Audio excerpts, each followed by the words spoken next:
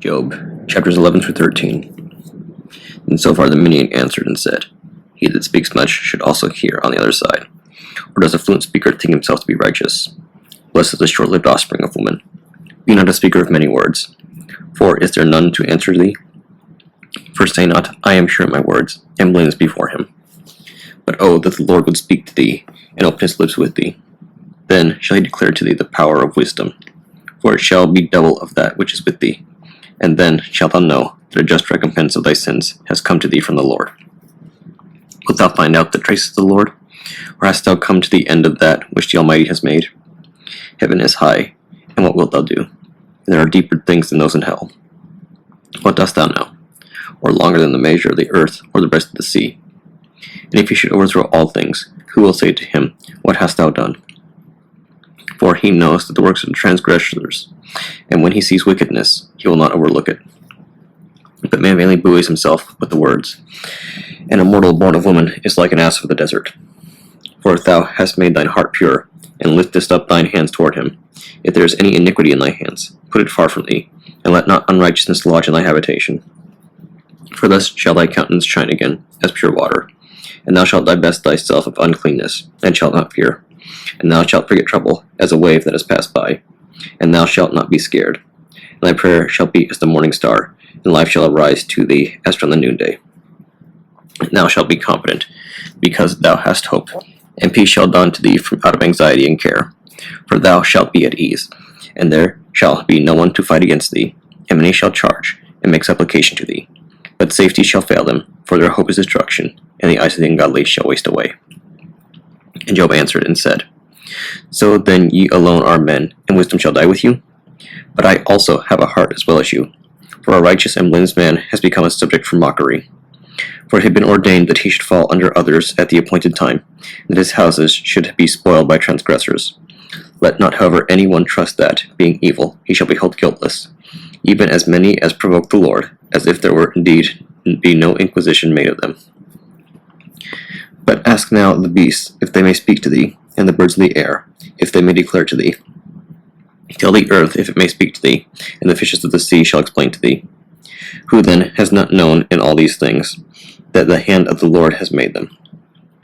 Whereas the life of all living things is in his hand, and the breath of every man. For the ear tries words, and the palate tastes meat. In length of time is wisdom, and in long life knowledge. With him are wisdom and power, with him counsel and understanding. If he should cast down, who will build up? If he should shut up against men, who shall open? If he should withhold the water, he will dry the earth, and if he should let it loose, he overthrows and destroys it. With him are strength and power, he has knowledge and understanding. He leads counselors away captive, and maddens the judges of the earth. He seats kings upon thrones, and girds their loins with a girdle. He sends away priests into captivity, and overthrows the mighty ones of the earth. He changes the lips of the trusty, and he knows the understanding of the elders.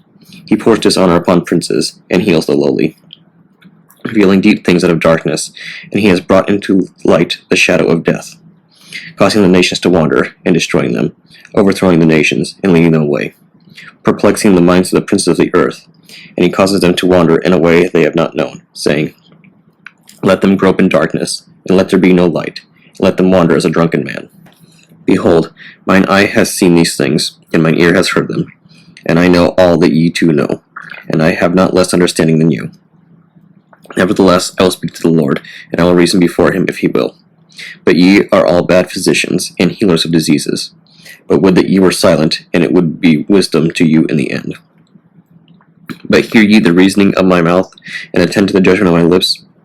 Do ye not speak before the Lord, and intercede before him? Or will ye draw back? Nay, do ye yourselves be judges. For it were well if he would thoroughly search you. For though doing all things in your power, you should attach yourselves to him. He will not reprove you at all the less. But if moreover ye should secretly respect persons, shall not his whirlpool sweep you round, and terror from him fall upon you? And your glorying shall prove in the end to you like ashes, and your body like a body of clay. Be silent, that I may speak, and cease from mine anger. While I may take my flesh in my teeth, and put my life in my hand. Though the mighty one should lay hand upon me, for as much as he has begun, verily I will speak and plead before him. And this shall turn to me for salvation, for fraud shall have no interest before him. Hear ye my words, for I will declare in your hearing. Behold, I am near my judgment. I know that I shall appear evidently just. For who is he that shall plead with me, that I should now be silent and expire? But grant me two things, then I will not hide myself from thy face. Withhold thine hand from me, and let not thy fear terrify me. Then shalt thou call, and I will hearken to thee. Or thou shalt speak, and I will give thee an answer. How many are my sins and my transgressions? Teach me what they are. Wherefore hidest thou thyself from me, and deemest me thine enemy? Wilt thou be startled at me, as at a leaf shaken by the wind? Or wilt thou set thyself against me, as against grass borne upon the breeze? For thou hast written evil things against me, and thou hast compassed me with the sins of my youth.